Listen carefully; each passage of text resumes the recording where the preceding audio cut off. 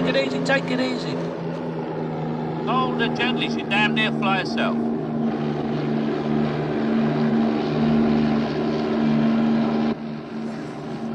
See? Just like driving a car. Where do I pull off the road? No, you're doing fine. I'll keep you out of trouble. Relax. Where are we going? One time, I was flying supplies up the Amazon when I came down in the jungle. I was not gonna picked tell me, are up you? by this tribe of headhunters, and they took me to see their chief.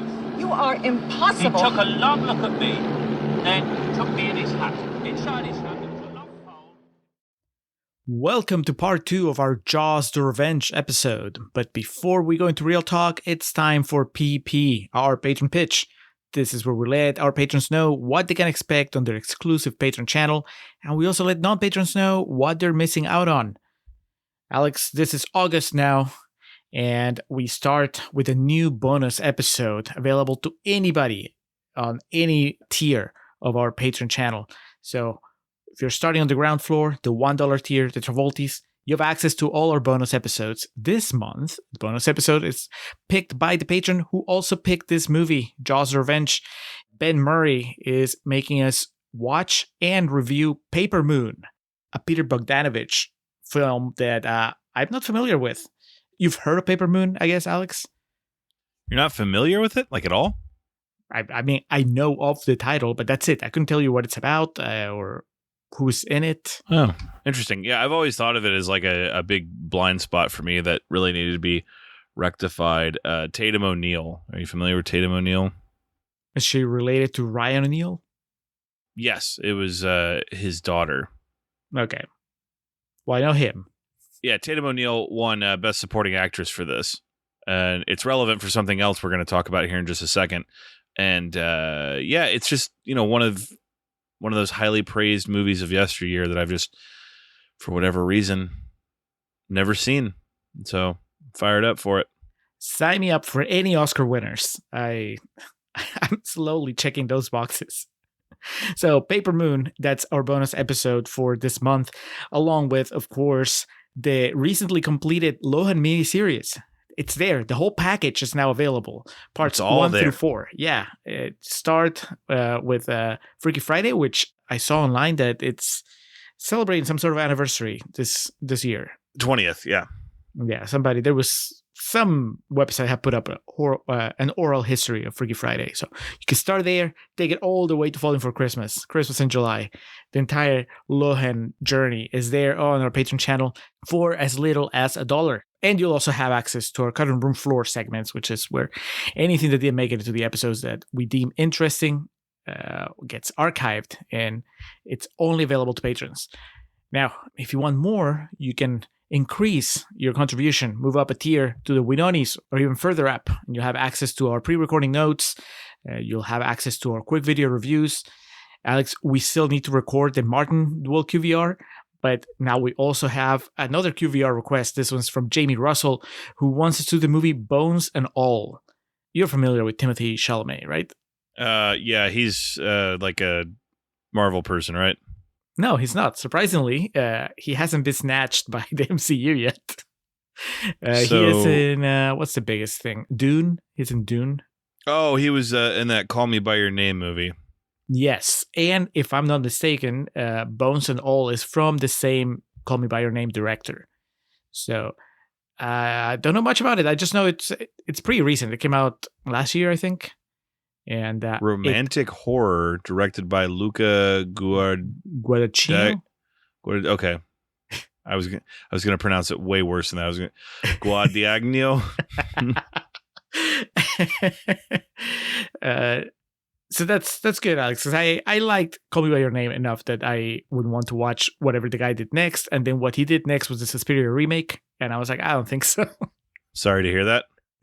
So now we can do this, and maybe he'll get back in my good graces.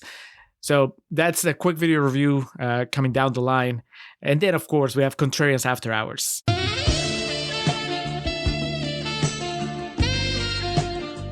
That's the spin-off show where we tell you about other things that we're thinking, that we're watching, that we're listening to. Alex, this time we're doing another very special after hours. This was your idea, so tell us about it. Yeah, the very sad passing of William Friedkin, who, to me, hell of a filmmaker. And I think everyone's going to say it's too obvious and too on the nose to talk about The Exorcist, because, that's my buddy Justin on Twitter was talking about how he doesn't like that his whole legacy is attached to that. And I agree with that. I mean, there are French connections there. Sorcerer, I fucking love Killer Joe. And so there's a lot of To Live and Die in L.A. I'm just rattling these off the top of my head. Listen, the Contreras Array did the Friedkin B-side. We did Jade, last year? Yeah, I was trying to save that because that was the one Friedkin that we've covered. We've talked about Bug before, I think, in one of the After Hours segments, too. Whatever the case, yeah, Julio's never seen The Exorcist, so we're going to do The Exorcist.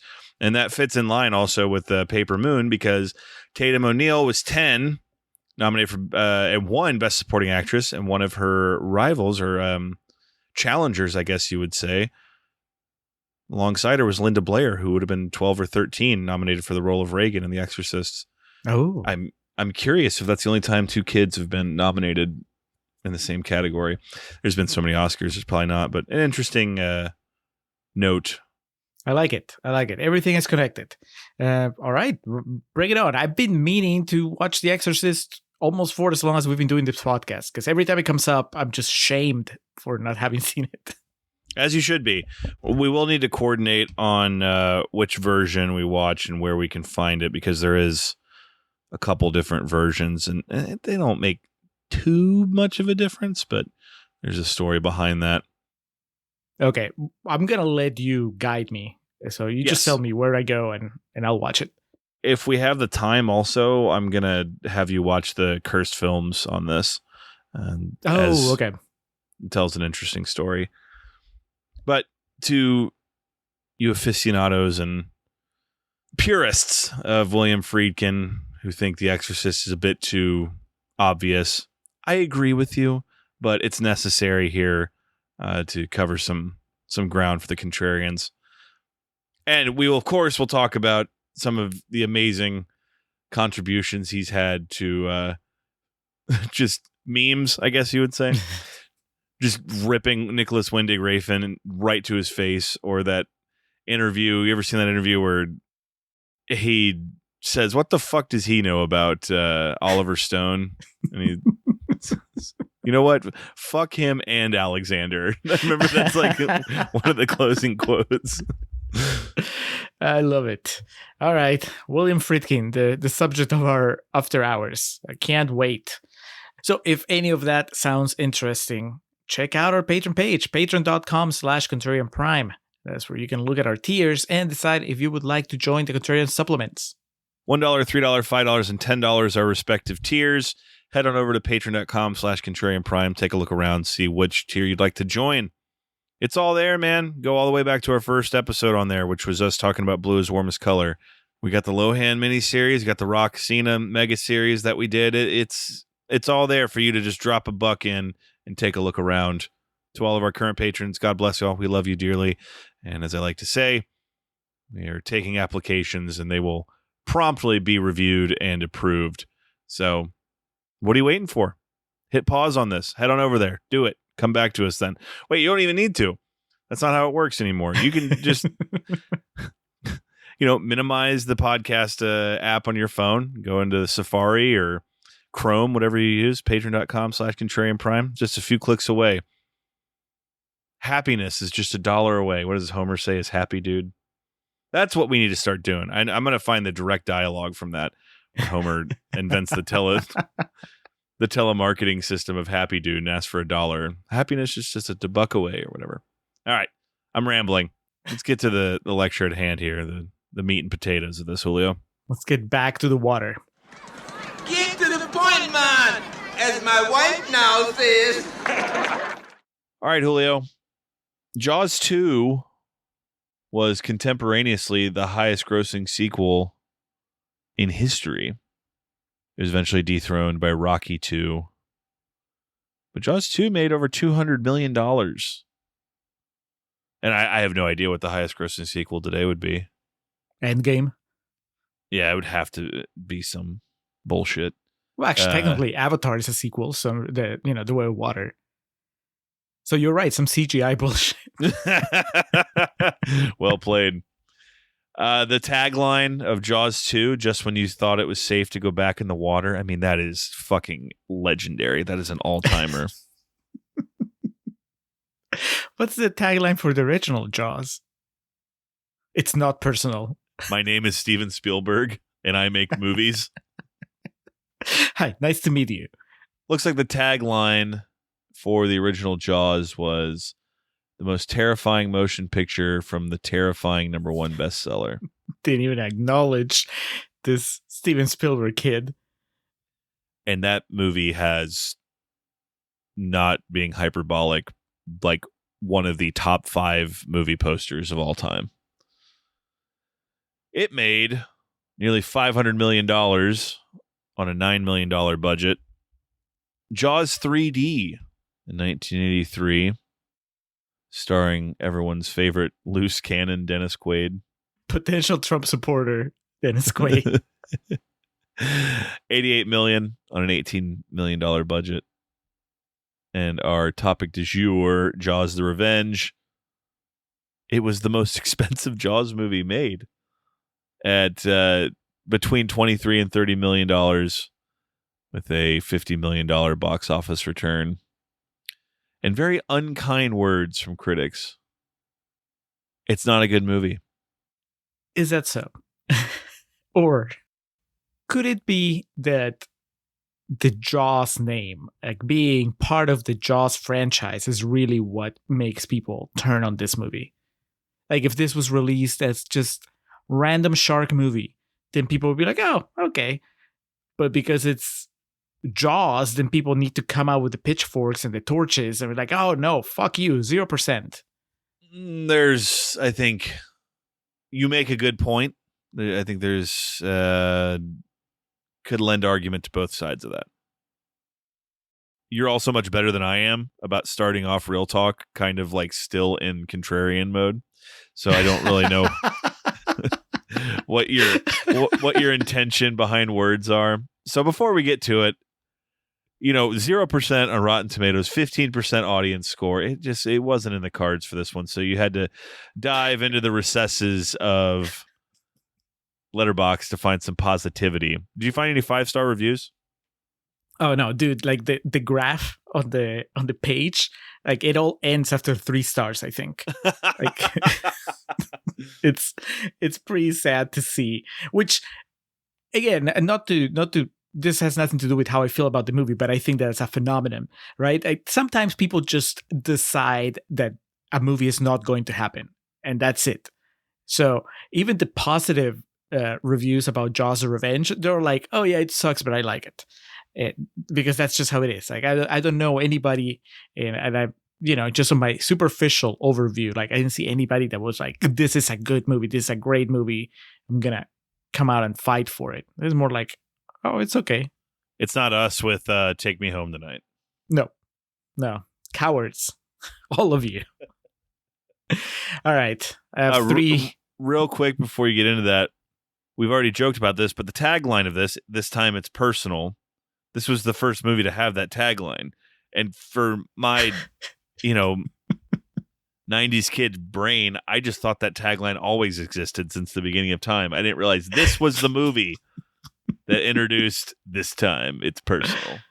This, Zombie Jason, like how many more things have been ripped off Jaws: Revenge and then made part of pop culture without giving it its due? The Dark Knight speeches about the ruby the size of a tangerine. Yep. I mean, everything. Michael Caine being the highlight of a movie. All right. I'm going to start with Ian West, who gives Jaws: Revenge 3.5 stars and rewatched it on July 5th, 2020. Everyone knows or has something to say about this movie. For me, the word fascinating comes to mind. That opening scene is a legit banger. An emotional gut punch, and if I'm being perfectly honest, the only scene out of all 4 of these movies that gave me extreme nightmares as a child. If you've seen this movie as a child, Alex, do you think that maybe it would have shaken you a little more? It's possible. one I always think about, I think it's called Little Monsters with Fred Savage from 1989. That's a movie that one of my first memories was that, and it like terrified me just because the way like the characters in it looked. So, and that's a kid's movie, for Christ's sake. So I imagine that seeing something like this as a kid definitely could fuck me up. Jason Lives, the beginning scene of that fucked me up. I think I've told this story in here before, but I had this wrestling tape, and it was, whether it was my uncle or my cousin or my dad, whoever like taped it for me and gave it to me after the show was over, the beginning of Jason Lives, the movie started. And it eventually cut off because the tape ran out of space. But that opening scene, I remember watching that for the first time and just being fucking terrified because Jason, wakes up out of the grave and he rips a dude's heart out. And I forget how that's how he kills Tommy, but I can't remember off the top of my head. So that, and then he gets on the phone and he says, "I'm going to kill John Lennon." My number one traumatized me as a kid because it's one of the earliest memories I have. The first time I remember being scared by something, I have a very like brief flash of the Crypt Keeper, like sitting on my dad's lap or something that scared me. But my first like truly traumatized by something was T2 when Arnold cuts the skin off his arm and rips it off to reveal. I remember that is one of my first vivid memories in life. I ran and hid behind the couch. Like, it's the TV. What the fuck's it going to do to you? But I remember as a little kid, I was so scared that that's what my brain told me to do. Was I ran and hid behind the couch and like did the thing, like I was Laurie Strode, where I peeked over to see if the bad stuff was gone. So Ian West, the reviewer, I can understand what you're saying, and yes, if I saw this at a certain age, it definitely. Oh man, I wouldn't have gone to the beach. I would have been like, fuck that shit, dude. All right. Well, we're going to follow up with Tony the Terror 666, who might be the only person in Letterboxd that gave Jaws Revenge 4 stars.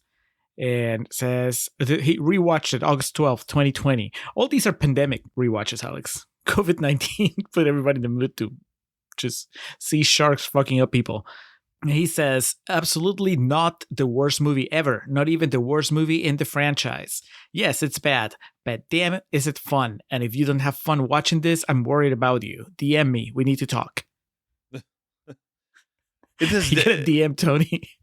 No, but this is definitely, if anyone would consider this in like the discussion for worst movies ever, I would, just based off the movies you and I have covered on this podcast, there's several more that I would say are worse.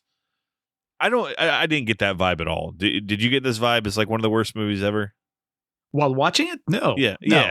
No, while hearing the discourse online, then yes, like people always bring this up as one of the worst movies ever. And I guess I'm old enough and I've been around film Twitter enough to know that doesn't mean anything.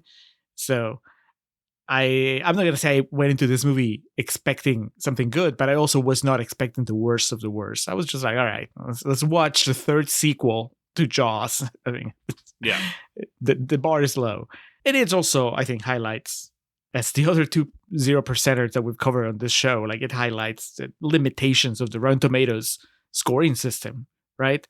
It gets a 0%, even if you allow, okay, let's say that those 41 reviews are there on the website still. That's only 41 people that decided they were not recommending it. But now it's just something else that they can put up there. It's like, hey, it's a 0%er. See, it sucks. Final quote from Letterboxd from Helen S.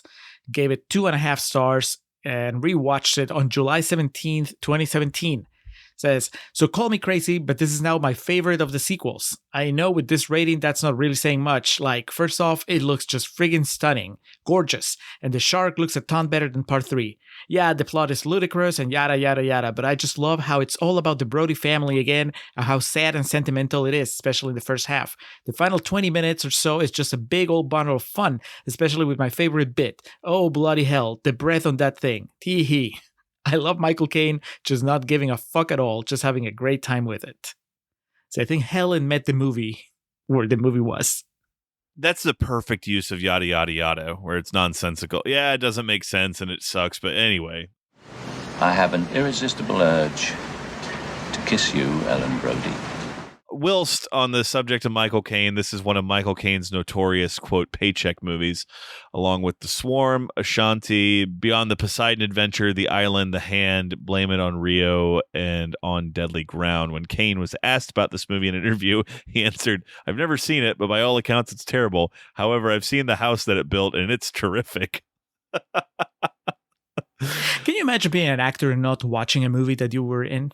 Talk about another thing. Well, I was about to say, I was about to do talk about another thing that's completely gone. But with the way these streaming movies function, some of these people, there's no, like Nicolas Cage, there's no way that he can watch everything that he's been in. I'm sure he gets a screener, he gets a DVD or like something. But I'm just talking about like I guess you just have to have an amount of confidence that I don't, and just a level of I don't give a fuck, right? Because I am paranoid about every single thing we put out there. Like I have to listen to the show, like even after I've edited it, like I have to listen to it just to make sure that that it's okay. I can't fathom like Michael Caine. Yeah, he might assume that it's a bad movie, but still doesn't he want to make sure that he what's out there so he doesn't get blindsided when, I don't know, one of his grandchildren shows him Jaws Revenge at some point. I was like, Papa, you dance funny. There is an old school swagger to actors like Michael Caine of just kind of not giving a fuck and separate. Gary Oldman got in a bunch of shit. We've referenced that Playboy interview where he basically said, yes, some movies you do for X and some you do for others. Robert Downey Jr., I mean, there's been things he's said in interviews that people have kind of conveniently ignored. Do you think I'm sitting through Oppenheimer? Fuck that. Oh, shut up. Where he just talks, some of his takes on the state of things have been kind of conveniently ignored by the masses. But I don't know. There's no way Robert Downey Jr. has watched Iron Man 3 more than once, I would hope not. There definitely is a bigger to-do. Obviously, premieres have always been a thing, but it seemed like there was that period where it was a much bigger to-do that you had to go to the premiere and watch the movie that you were in. But Michael Caine also is in a rarefied air of when he says, I don't give a fuck, you truly believe it. And it's just like, yeah, I did this movie. I don't give a shit. I got paid for it. And that's admirable. But I am in the exact same boat as you. I'm self-conscious about what I put out there. So I couldn't imagine being an actor at a level that high. I guess you might get kind of numb to it, though. Like, you get something you're really excited to work on, but, there was probably a few years for, like, Leo DiCaprio after Titanic where it's like, I guess you can have enough money that it insulates you from just worrying about it. The real, like, the pressure and, almost the gambling tick is when you're the producer. You have to go watch it, and you're like, God, this better be fucking good. Yeah, I think that's probably part of it too. Like with an actor, once you're not worried about whether this movie is going to make or break your career, and you're like, all right, well, there's the emotional investment is minimal. Yeah. So at this point, Michael Caine was Michael Caine, and he's like, yeah, fuck it, I don't care. It's a shark movie. He was probably surprised. Maybe he doesn't even know at this point that it's part of the Jaws franchise. What the fuck is Jaws? All right. And now, what everybody's been waiting for. Does Ben Murray like Jaws the Revenge? Here we go. Let's find out in real time. Hello, contrarians. How did you enjoy that? Were you titillated and delighted all the way through? You must have been. Mario Van Peebles as Jake. What a performance. A shark that roars. Michael Caine saying, sweet Jesus is heading straight for us, Ellen. There's so much to love about this film. Yes, I say that with my tongue firmly planted in my cheek, but that old N-words nostalgia plays heavy for me. I loved this as a kid growing up. It terrified me in equal measure. Obviously, it's nowhere near as good as Jaws. Obviously, 2, 3, and 4 are all pale by comparison, but I enjoy all of them on their own merits. And I'll tell you what, this is not the worst in the franchise. You're probably not going to watch Jaws 2 and Jaws 3, but this is better than Jaws 3. The shark effects, let's be real for a minute. The practical, Alex, shark effects are incredible. The whole thing is a joy. Michael Caine, you know, he has a good sense of humour about it. He knows that it built a fantastic house for him, and that's all he knows. He doesn't know anything else about the film because he refuses to watch it. But you watched it for me, and I'm delighted. You can share in a little of my childhood joy. It's not a good film, but I like it anyway. And word of warning, don't look into the backstory of child actress Judith Barcy, because it kind of puts a dampener on proceedings. Oh, God. That was ominous. Yeah. Ominous tone to end on, and I guess a segue into what we'll go ahead and cover here in a minute. I do need to say that I'm glad that Ben brought it up himself, because when he was talking about, you know, how much he reveres this movie from his childhood, and it's I was like, oh God, I'm going to ruin this movie for him, but he kind of already knows what's up. So, well, wait, let's not, because now I am concerned that we're about to take a left turn on what so far has been a very fun episode. So let me just process Ben's opinion. He likes it, Alex. He thinks it's a bad movie, but he likes it. Dude, Jason Takes Manhattan. I got like vibes from that in the beginning, and that's, I think, the movie that we've done on here that I'm the same way about, of like, yeah, this movie fucking sucks, but I love it. And so I can get that, and I respect that. And this movie, practical effects with a big old capital P, Ben knows what's up. I appreciate that. And it's a good-looking movie, man. We are used to, and this isn't a critique of superhero movies or any modern movies, it's just basically the way the winds have shifted. Muted colors are like a thing in movies now. Mm-hmm. And that's part of like, when you take an edible and go see Avatar: The Way of Water, you're like, oh my God, it's so vibrant. This is amazing. Because that's just what's worked. And now when people make movies intentionally like really colorful or with expansive shots and overviews and, you know, really bright settings and like, you know, using, be it natural light or whatever, it's just people freak out and they're like, oh, what a artistic choice, and look at this, and you know, the work that would go into that and the effort just to get these shots, because most people just film stuff in a soundstage and just use artificial lighting, and it's just become the norm, and that is what it is. So you watch something like this at a movie that fucking sucks but looks incredible, just based by, like, you know, if you just watched movies of the past 20 years, you would think this movie is almost like an outlier of like, man, look at that. That's impressive, that shot there. Oh, they're actually in a body of water there, and even like the costuming and shit, which a movie like this, you even come to think of the time period as like, is there costuming? Did the people just show up and they're like, yeah, just wear what you got? Like, you know, Michael Caine had a Tommy Hilfiger patch on one of his shirts. They just ripped it off. They're like, okay, you can just wear that. And so that was my main thing, aside from processing how it's literally one of the stupidest plots of a movie I've ever seen in my life, was just how good it looked and how just easily it flowed. It's just a different game. It's a much different game these days. And I guess that my being a curmudgeon, or, you know, it's not bitter because I get it. It's just, I watch something like this, I'm like, it used to just be really simple. It's a bad example because this movie's not good, but right. But it's Invasion USA also. That movie sucks, but it's fuck. That movie's terrible. Yeah, but it was a movie. They blew up real houses, and they did all that shit practically, and they used real light to, you know, make movie magic. And we're so much farther away from that now, and it's since we started this podcast fucking 10 years ago, that it's going to be a continuing source of discussion.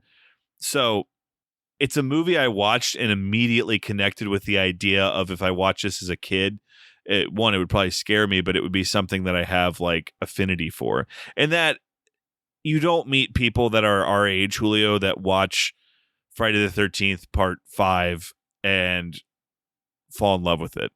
It's something you see in your youth that you kind of cling to, and this is a movie that's definitely like that. It's just because, those movies from the 80s and shit that I really enjoy, I've seen my whole life, so I'm used to processing it. This one was kind of a trip because of how good it looks, it was a weird dichotomy. I was like, this movie's terrible, but it looks so much better than most stuff that's made today. Where's the even keel here? Where do we find the comfortable middle ground? I don't know. James Cameron. I mean, they're not using a real shark, Alex, so. Oh. Is it really practical? Dude, how fucking metal would that be if, like, some filmmaker, I don't know, who would be like the great white buffalo that would come back to make a Kashishi. What's his name? Abdulatif Kashishi. Yes. It's like, all right, blue is the warmest color too, but it's got a live shark in it. Let's go, baby. Look, my name goes on the report, okay? It's a half-assed job. I don't get my doctorate, and neither do you. My two main thoughts about this, as I was watching it, one is that, well, I guess they're related. The amount of shark movies out there floating.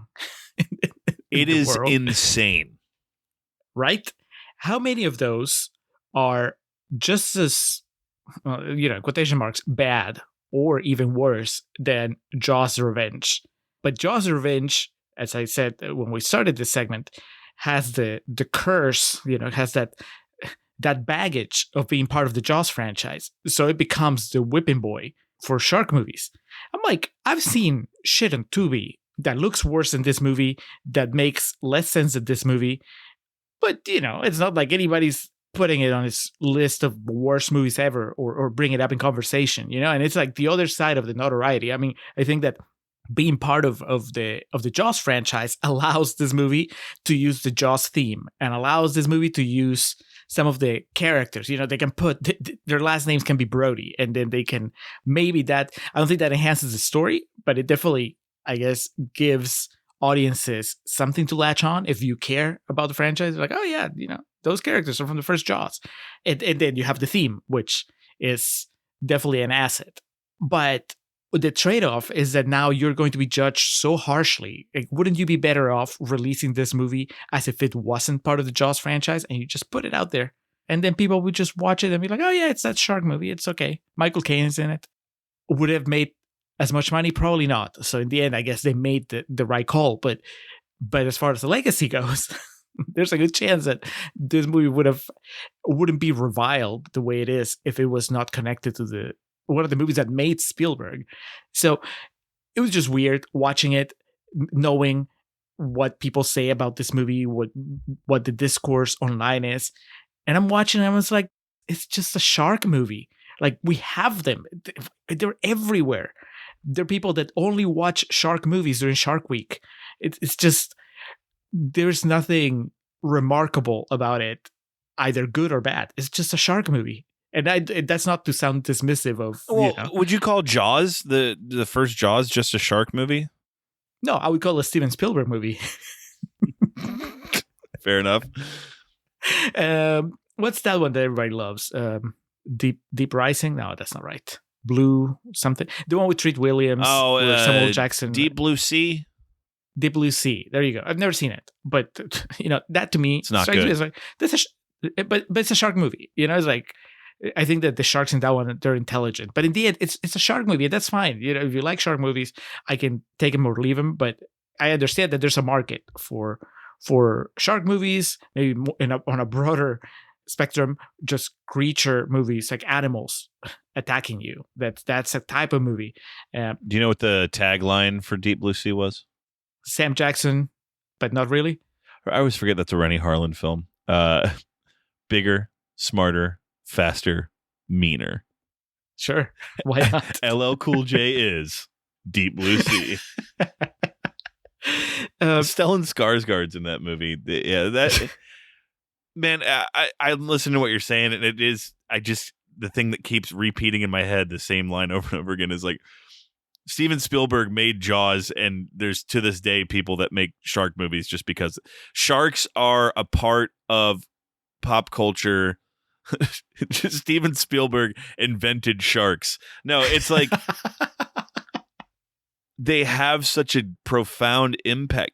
I had shark toys when I was a kid. You play with sharks and stuff. It's just because of Jaws. And you're right. You think of all that has come in the wake, in the blowback of Jaws from 1975. And Jaws the Revenge doesn't seem that bad when you compare it to all of them. But I'm listening to what you're saying, and it's all making sense to me. It's just because it has the Jaws name on it, and it's the worst of the sequels, allegedly. We'll circle back on this after I watch 3. Mm-hmm. It just gets beat up for no reason. I've never seen Sharknado. I don't plan to. I imagine it sucks worse than Jaws the Revenge. I know I cut you off in your train of thought, but what you're saying is very profound on the subject. Well, I mean, I had time to think about other stuff while I was watching this movie. I don't. It's so fucking stupid. But even that part doesn't bother me. The same shark goes from New England to the Bahamas to hunt. I don't think it's this. No, yeah, you're right. It is the same shark. Yes. In the movie. But it's now that we're in real talk. I mean, it's not the same shark from the previous movies. Yeah. I mean, obviously they blew it up. It just feels like they want you to believe it's the same shark. Like it really feels. I think they want you to believe that it's disconnected. Yeah. Oh, they should have done Son of Jaws, where this is the and grandson of Jaws. But why is it called The Revenge if it's not the same shark? I wonder if this was at some point in a draft of the screenplay, but the idea that kind of like the Halloween joke that I made in Concern's Corner, that Ellen Brody is delusional and feels targeted by a shark just because of her past, because of what happened to her husband, what her husband did. And if you build the movie around the idea that this woman, maybe even this family, because of what has happened in previous movies, now are just paranoid. I mean, I'm not saying that would be a good movie, but they would make more sense than, oh, there's a shark that has a grudge against the Brodies. That's so ridiculous, though. Like that almost makes it's so stupid that it almost makes me appreciate just the fucking gumption of it all. Of like the idea of like it's the same shark and it's here to get its revenge on Homer Simpson. It's just so fucking ridiculous. But if you're gonna do that, then double down on it. I want the movie to make it 100% clear that he's only going after the Brodies. Like you see the shark and it just makes a beeline for Michael and avoids at the beach, that big climatic scene at the beach. I would like to see the shark just swimming throughout people, completely ignoring everybody who doesn't have the Brody last name. Just zeroed in on Thea, Michael, Ellen, If it can roar also, then why not just make it be able to jump out of the water and just stand vertically and fist fight with Michael? Alex, you're pushing it. That's a bridge too far. Yes. That is Sharknado territory. Michael, we got a rare bird here. You know that? Huh? Great white don't come down to the Bahamas. Never. Never. Lorraine Gary is the lead in this and teeters on the line of playing it straight, but also understanding the absurdity of it. I think she's fine. The Lance Guest fella feels to me like he's playing it a bit too serious. He didn't know, but he thought he was in the first Jaws. Whereas Lorraine, she was like, no, I was in the first Jaws. This is not the first Jaws. Yeah, absolutely. Like I said, it teeters on a bit too serious, but that part where like they're on the ferry and she's laughing and then starts crying, I'm like, all right, what's the tone we're going for here? But honestly, for the movie that it is, she does a decent job of carrying it as the lead. I mean, the acting in this ranges from hey to oof. And I think she's pretty decent as the lead. Do you think I'm correct in saying that she has chemistry with Michael Caine? Or is it just that Michael Caine is so charismatic that he's fooling us into thinking that there's chemistry there? They do have really good chemistry, and it made me mad that there's not a better movie that potentially explores that. The dancing scene's fucking stupid, but just like when they're like at the bar or whatever, and he says he wants to kiss her, and she doesn't know why, and she seems very genuine and like her blushing and whatnot. That's really good stuff. It's Michael Caine is Michael Caine, so you can't just get that with anybody. But there's a few flashes of brilliance there, I think. There's a romantic comedy somewhere that's just about this drug dealer wooing this widow that just lost her son to a shark. Shot in the Bahamas, of course. That's a, like when they say, oh, the city is another character in this movie. Like, I think the Bahamas is a character in this movie. Please never refer to a city as a character in a movie again. That reminds me too much of La La Land. We'd mentioned Michael Caine. Michael Caine in Jaws: The Revenge is possibly the new top. It's possibly the new measuring stick for the I'm so good I can just pull off anything effortlessly performance. Michael Caine in this, wouldn't be surprised if he told me he didn't really memorize any of his lines. He just figured out what to say based on like context clues of all the other characters and everything. Dude, he has the best line in the movie. When Michael asks if he can dance, if he can cut in. They're at the club and Michael Caine is dancing with Ellen, and then Michael. The world would be much better if more sons danced with their mothers. Yep. Yeah. Has nothing to do with sharks, but I was like, oh, I was not expecting that bit of wisdom from Michael Caine. That chicken soup for the soul that Michael Caine just dropped on us here. But it really is like, think about any of the top autopilot performances you've ever seen. Michael Caine puts them to shame in The Revenge. In Jaws La Revancha. All right, so now we come to an unfortunate and tragic part of this story because honestly, it's never going to come up again on here.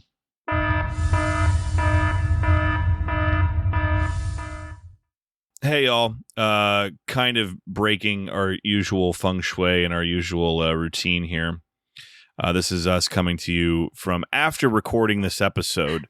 After starting to edit this episode.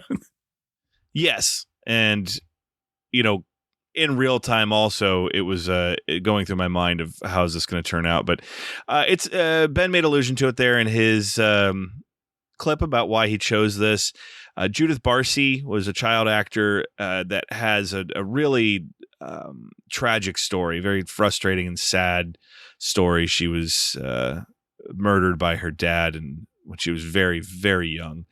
And we kind of got into that in the episode. We read some contemporary articles, newspaper articles from the time, and, had a discussion about it. And, the idea of does something like that affect your ability to enjoy something, be it a movie, book, whatever, when you know more about this person's life and their story. And basically what it came down to is that it kind of interrupted the flow of the episode and kind of hindered some of the direction and kind of just left Julio and I a bit, unsure of what to say at certain points. So the whole story's out there. Wikipedia is there, but it doesn't take much more of a Google search than to find the whole story about what happened with Judith Barcy. We'll clip out what we did and put it on our Patreon, but the last thing we want to do is make it seem as though we're, hey, look at this, or listen to this salacious and kind of crazy story. We're taking the dark shit over to our Patreon page and putting it behind a paywall.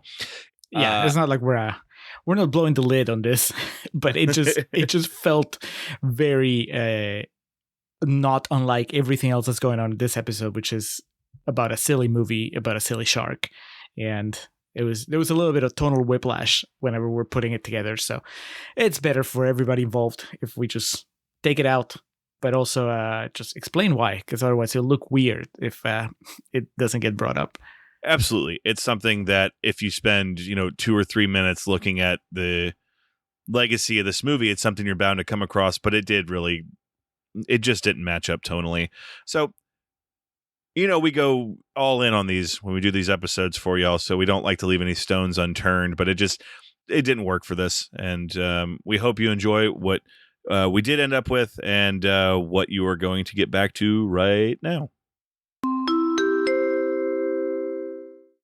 Getting back here to the ridiculousness of this movie. The shark's infamous roar during the climax actually comes from a Tom and Jerry cartoon called The Milky Waif. Reportedly, this was actually done because the sound editor refused to make an original sound effect, thinking that the idea of a shark roaring was ridiculous.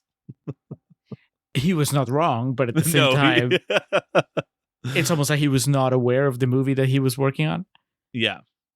Do you think there's another version of this that's more fun when everyone leans into it? Yes.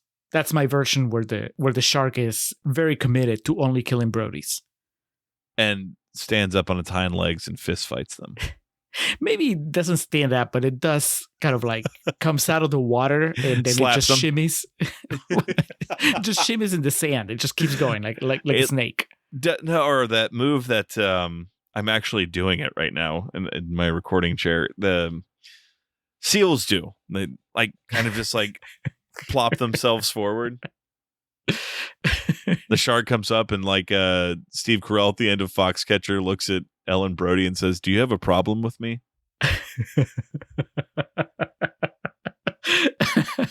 Roy Scheider was offered a cameo but declined, stating Satan himself could not get me to do Jaws Part 4. Reportedly, if Scheider had accepted the bit part, the shark would have killed his character at the start of the movie. The end result has Scheider in the movie through archive footage from the original Jaws that was inserted during some scenes. So they were trying to do Scream 10 years before its time. But that would annoy me. See, that would have annoyed me if you bring Roy Scheider and just so they can kill the character from the first movie. That feels a little bit like a slap in the face. I mean, this movie, depending on your prerogative, could also feel like a slap in the face. I don't think so, just because, yes, Ellen Brody is what they call now legacy character, and the actress does a good job or whatever, but let's be honest, nobody cares about any character other than Chief Brody from the original. That's why it would feel like a slap in the face. This is just, sure, whatever. It's connected to the main story, or to the original story, but not... and it's not that they would just kill him off in the movie. It's just they would kill him off at the beginning, right? It's just completely unnecessary. Yeah, it would seem just like a waste of resources. Deputy Brody will take care of it personally. Michael Caine accepted his role after seeing only the first line in the script, which was "Fade in Hawaii." Caine had wanted to shoot a movie in Hawaii for a while. This is unbeknownst to some critics who mock Caine for agreeing to the film, stating, "I wonder what the conversation could have been between him and the filmmakers." See, that is like big dick energy right there. Fuck it. I'm getting paid and I want to go to Hawaii. I don't give a fuck. He instructed his agent, find me a movie that's shooting in Hawaii. And another hilarious trivia fact on IMDb, Michael Caine is the second actor to follow up an Academy Award-winning performance with a Razzie Award-nominated performance in a Jaws sequel. The first was Lou Gossett Jr., who won an Oscar for An Officer and a Gentleman and then was nominated for a Razzie for Jaws 3D. That stat is just, that's undefeated right there, I tell you what. Who keeps track of that? Who's the person that's just like comparing, has the databases, all the data tables of winners, I'm like nominated. I'm like fucking nerd, but I can tell you everyone the Undertaker's wrestled at WrestleMania. So all right, since we're back on the lighter side here and wrapping up, we look to the Golden Raspberries from 1988 when Jaws the Revenge was nominated for Worst Actor, Worst Actress, Worst Supporting Actor, Worst Screenplay, Worst Picture, Worst Director, and Worst Visual Effects. It only won Worst Visual Effects, which, again, I kind of say, go fuck yourself. Out of everything, that's the one that you give him? Worst Picture, it lost to Leonard Part 6, the Bill Cosby movie, which... We've talked about that one before. Yeah, somehow this movie where a little girl was murdered has aged less poorly than anything involving Bill Cosby. Ishtar? What is Ishtar? Dustin Hoffman. I haven't seen it, but I know it's maligned. Jaws the Revenge, Tough Guys, Don't Dance, and Who's That Girl starring Madonna. Worst actor was Bruce the Shark. They nominated the fucking shark. Bill Cosby took it home. Worst actress, Lorraine Gary. Madonna took it home for Who's That Girl. Also nominated was Sharon Stone and Alan Quatermain in The Lost City of Gold, Deborah Sandlin for Tough Guys Don't Dance, and Sandra Locke for Rat Boy. Worst supporting actor, Michael Caine was nominated but lost out to David Mendenhall for Over the Top. Do you know what Over the Top is, Julio? Is that the arm wrestling movie? Yeah. I haven't seen it, but I've heard of it. With Sly. Worst director went to Norman Mailer for Tough Guys Don't Dance and Elaine May for Ishtar, tied. And then lastly, worst screenplay went to Leonard Part 6 by Jonathan Reynolds with a story by Bill Cosby. Cosby sweeping at the Razzies. Well, all the Razzie nominations in the world don't mean dick when you compare it to the Contrarians rating. So, Julio, I am giving this a D. It is not good, but I had a good time with it, if that makes sense. It's stupid and it's easy, and the world needs movies like this. And also, from my vantage point, I could immediately see like when it was made, and I could feel what Ben was saying in that clip that he sent us. I can totally understand how this is somebody's Jason Takes Manhattan for me. Or, just somebody's fun, dumb movie that they watched on TV or had on VHS a lot when they were a kid. And it bushwhacked. That Daniel Stern movie I really like. Like, I can understand how it's someone's bushwhacked. But objectively watching it today, it has such a stupid plot that I can't act like it's good. But as I mentioned, I'm getting it on Blu-ray, the sequel set, and so I will likely watch it again at some point over the next few years. And a good time was had. Where are you landing on this, Julio? I think only a good time for me would be going a little too far. I didn't have a bad time. I had absolutely no desire to watch it ever again. I don't have the nostalgia for it, and I have the nostalgia for the genre, the attachment to the genre. And when I think back on Jaws Revenge, now I'm going to think it's not the massive failure that everybody says it is. It's just not good. It's just a bad shark movie, and there's plenty of those. So I don't understand why people. I do understand it because it's part of the franchise, right? And then I'm going to think of the missed opportunities and just the fact that this could have been an interesting movie about grief, or an interesting movie about paranoia, or just a fun movie about a shark that is obsessed with just a last name. None of this is, there's just like the little flashes where you're like, oh, this is where we could have gone there, but then they don't go there. Yeah, it looks good and it's short, but I can't give it more than 1.5 stars. It's like, oh, you went higher than me. I gave it 1 star on Letterboxd. Oh, wow. Yeah, no, I was, for a moment, I was like 2 stars maybe, but no, not really. This ain't falling for Christmas, baby. It 100% isn't. It's just not. There's no. I'm not gonna reward Michael Caine's enthusiasm. I'm happy for him. He got paid and he went to Hawaii or wherever they shot. So that's different. No, it's not good. It's a bad sequel. And if you're going to do something with the characters from the first and second movie, then you should do better than this. So it's their own fault, really, for making it a Jaws sequel instead of a generic shark movie. Although I'll probably give it the same score anyway. Get in, Alan Brody. You missed your plane.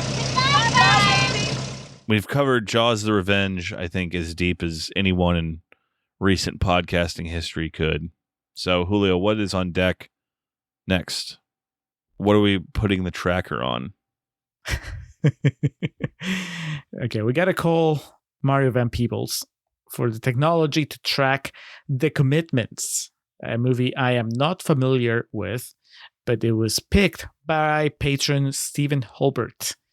90% on Rotten Tomatoes, 1991, right under 2 hours. What is this, Alex? Have you heard of The Commitments? No. I'm looking to you for guidance, my friend. All I know is what the patron said. Steven sent that title, and I said, sure. If it's streaming, we'll find it. Even if it's not streaming, we've worked wonders here in the Contrarians universe sometimes. That's the point. The patrons say jump, and we say, yes, sir, how high? Or ma'am. Yes, very respectful. All right. Well, Julio, we went a lot of places, but I think it's time to close this out. Let's do it. Get us out of here, Alex. All right, so we'll start off by giving thanks to the Festive Years, who provide our opening and closing tracks. They kick us off with Last Stand, take us home with Summer of 99. Be sure to head over to thefestiveyears.com for any and all Festive Years needs. Our friend and fellow podcaster Hans Rothwieser is the man behind our logo, behind all the graphics on our webpage, our merch page, our Patreon page. That little tomato looking at himself in the mirror, that's Hans's handiwork. So if you like his work, let him know. Reach out to him on Twitter at Mildemonios, MILDEMONIOS, or you can email him, mildemonios@hotmail.com, or you can just check his website, mildemonios.pe, so you can see what else he has cooking. He's a writer, he has a bunch of novels. Recently saw that his Historia del Perú, which was out of print, has gotten a second printing finally. I guess the paper shortage is over in Peru. I'm not kidding, that there really was a paper shortage. Oh, shit. He also has two podcasts, Nación Combi, which is about Peruvian current affairs, and Marginal, which is about economy. Hans, thank you for all your support. LateNightGrin.com has you covered for any and all news coverage or podcasting needs in the realm of professional wrestling. Joe, Rob, Oracle, all the boys over there. Last night, recorded with them. We did our monthly episode of The Grin Grappler, in which we talked about the career of one Bobby Lashley, the Almighty, who's now 48 and in better physical shape than he's ever been in his career, and it's quite terrifying. They continue to help support us and spread the word of our podcast, so we do the same for them. And also, in the realm of continuing support and assistance in spreading the word of the Contrarians, is our social media team of Corey Ari and Zoe Perez. Corey continues to absolutely fucking kill it with our quick video reviews and our warm-ups, as we call them. Whether it's at facebook.com/Contrarian Prime, Instagram at Contrarian Prime, youtube.com/at Contrarian Prime. The social media graphics, videos, posts, the presence that both Corey and Zoe have helped out with us are greatly appreciated. What is also greatly appreciated is you, the listening public, for tuning in to yet another episode of The Contrarians, where we're right and you're wrong, and we will catch you next time. 1999.